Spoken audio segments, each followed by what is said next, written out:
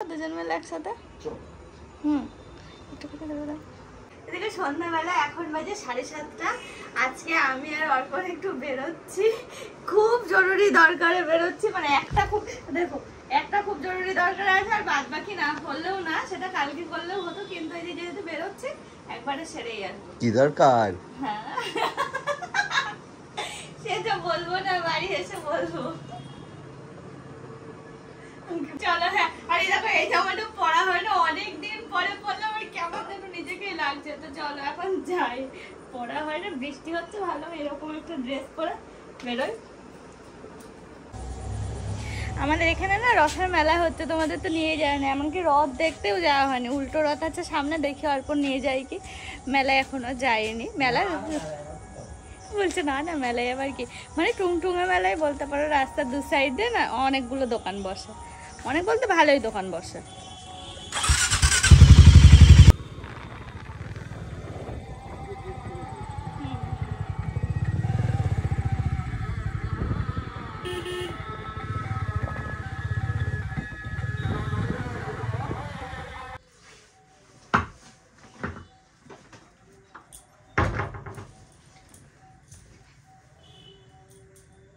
দেখো বাজারে গেলাম, বৃষ্টিতে তাড়িয়ে চলে এলো, মানে তাড়িয়ে দিল আমাদের বলতে পারো। বাজার পর্যন্ত গিয়ে আর বাবা কি অবস্থা।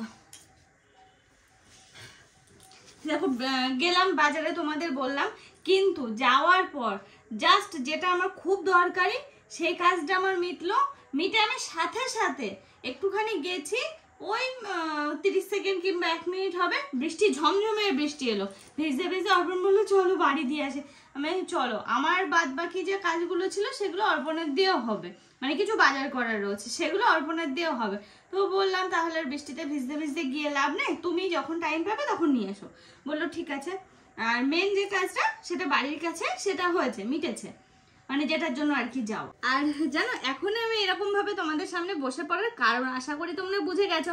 কারণ সাধারণত এখানে বসি কখন না, আমার যখন একটু মানে খুব ল্যাদ খাওয়ার ইচ্ছা হয়, এখানে বসে বসে এরকম ভাবে ল্যাদ খায়, এই একটা, নয়তো কোনো কিছু দেখানোর হলে। তো আজকে আমি আসলাম তোমাদের সামনে কোনো কিছু দেখানোর জন্য। আর সেটা যেহেতু গেল আমার অ্যানিভার্সারি, মানে গতদিন, তো সেই কারণে ভাবলাম যে অ্যানিভার্সারি উপলক্ষে আমরা কি নিয়েছি না নিয়েছি তোমাদের সেটা দেখানো হয়নি, ভাবলাম দেখিয়ে নিই। আর দেখো দেখানোর জিনিস কিছু দেখলে, যে বেলুন টেলুন দিয়ে সাজিয়েছি, বেলুনগুলো কোথায় ছিল না, ঘরে যেগুলো ছিল সেগুলো, কিন্তু আমার অর্ডার করা ছিল সেটা যেহেতু আসেনি, লেট করেছে, এই মানে এসেছে অন্য অ্যাড্রেসে চলে গেছিল, আমার নিতে মানে রিসিভ করতে টাইম লেগে গেছে, সেটা ওই দিন আর হয়নি, পরের দিন। তো সেগুলো তো আর ব্যবহার হয়নি, রয়েছে, তো ভাবছি ওটা না হয় রিটার্ন করে দেব। এই যে পুরো একদম সেট আপ, আমার পুরো মানে যা ইচ্ছা ছিল সেই সব কিছু, কিন্তু পুরো প্ল্যান ভেস্তে যায়। এবার পুরো সমস্ত কিছু এইরকম হচ্ছে, একটা প্ল্যান থাকছে। আর একটা জিনিস যেটা নিয়েছি, আমাকে অর্পণ একটা ড্রেস দিয়েছে, আমি অর্পণকে একটা গিফট করেছি ড্রেস। তো সেই অর্পণ যেটা আমাকে দিয়েছে তার জন্য কিছু একটা জুয়েলারি দরকার ছিল, তো ভাবলাম যে তাহলে অনলাইনে নিয়ে নিই। আর এটা হচ্ছে 1 ডে ডেলিভারি ছিল, তাও সে অ্যাড্রেসটা ভুল করেছে। আমার যদি সেদিন যাওয়াও হতো না, এটা আমি হাতে পেতাম না, মানে আমার অন্য কিছু পরে যেতে হতো। তো দেখি এটা কেমন কি আসলো না আসলো, যদি ভালো হয় রাখবো, না হলে রিটার্ন করব। কারণ 1 ডে ডেলিভারি তো দামটা আশা করছি একটু বেশিই নিয়েছে, যদি না লাগে। তবে হ্যাঁ, আমাদের প্ল্যান রয়েছে 2-1 দিনের মধ্যেই আমি আর অর্পণ কোথাও একটা যাব, গিয়ে একটু ঘুরে আসবো, একটু খাওয়া দাওয়া করে আসবো, সব না।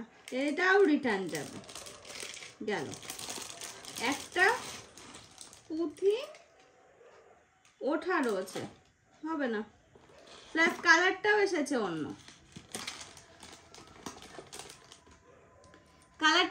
এসেছে, প্লাস হচ্ছে একটা এই যে পুঁথি মতো দেওয়া রয়েছে, সেটা হচ্ছে এটা নেওয়ার কারণ, এটা কালার অন্য এসেছে, এই কালার আমার দেওয়া ছিল না, অতটা ভালো লাগছে না, তবে হ্যাঁ সাজাগুজোর পরে আশা করছি ভালো লাগবে। আমি এটা এক্সচেঞ্জ করে দেবো গো, ফালতু আর দেখিয়ে লাভ নেই। এটা আমি এক্সচেঞ্জ করবো। এই সেটটা নিয়েছিলাম, তার কারণ হলো দুটো এক্সচেঞ্জ যাবে। এই দেখো এখানকার যে পুঁথিটা সেটা ওঠা, আর আমি দেখবোই না, মনটাই খারাপ হয়ে গেল। এবার পুরো অ্যানিভার্সারিতে আমার এরম যাচ্ছে, আমার দরকারই নেই কোনো কিছু। আর এবার দেখানো হচ্ছে অর্পণকে আমি কি দিয়েছি। অর্পণকে দিয়েছি আমি একটা এই টি শার্ট, এই কালারের দিয়েছি। এটা বেশ কিছুদিন আগে এসেছে, আগে যেটা এসেছিল সেটা এক সাইজ বড় হয়ে গেছিল, মানে এক এক ব্র্যান্ডের এক এক রকম থাকে, তো এর আগের যেটা পড়ছে সেটা এক সাইজ, সেই সাইজ অনুযায়ী আমি দিয়েছি, বড় হয়ে গেছিলো, আবার এক্সচেঞ্জ করে এটা নেওয়া হয়েছে। অনলাইনে বাড়ি বসে এই এক সুবিধা, মানে বাড়ি বসে বসে সব কিছু হয়ে যায়। আমার তো কোনো মানে দোষ নেই এতে, আমার এগুলো তো রিটার্ন দিতেই হবে, যেহেতু একটা তো পুঁথি নেই। আর আমার কার্পন যে শাড়িটা মানে শাড়ি নিয়েছি, যেটা দিয়েছে সেটা দেখাচ্ছি। হ্যাঁ,